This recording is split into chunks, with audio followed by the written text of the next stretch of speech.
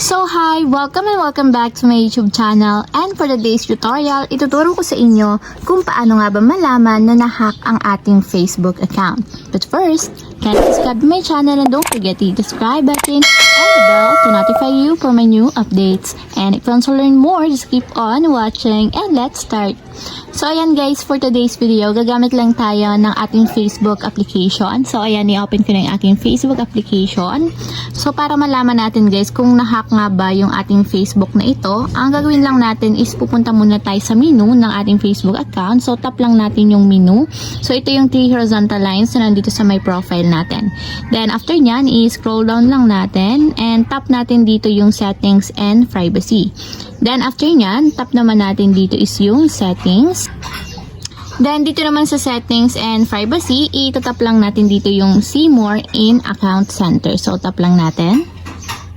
So ayan, dito naman sa account center guys, ang gagawin lang natin is scroll down naman natin and pupunta tayo dito sa section ng account settings. So tatap naman natin dito is yung password and security. So tap lang natin.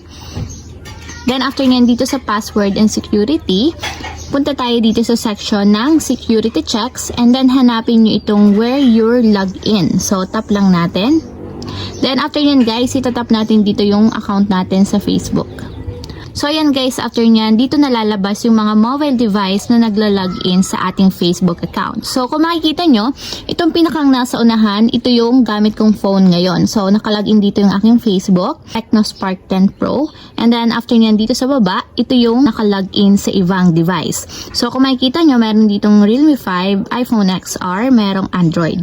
So dito pa lang guys, makikita nyo na agad na nahack ang inyong Facebook. Kung hindi kayo familiar dun sa mobile device na nakalagin yung inyong account. Kasi guys, dito lalabas lahat ng mga nag-login ng account ninyo sa Facebook.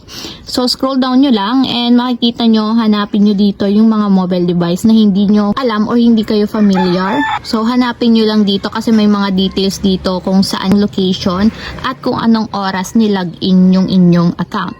So para naman guys, ma-log out natin sa ibang device yung ating Facebook account, ang gagawin nyo lang is itatap nyo dito yung select devices to log out. So tatap lang natin ito.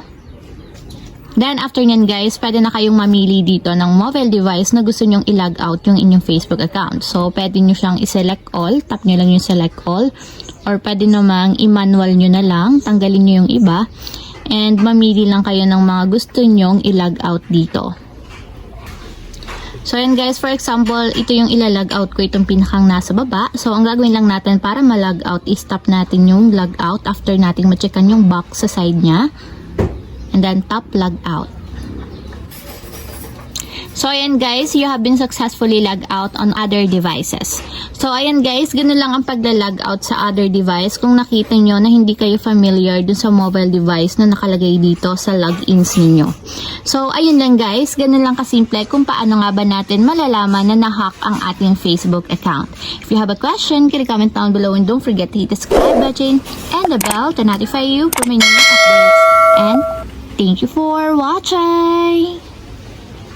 Living life, every day, late at night, not okay.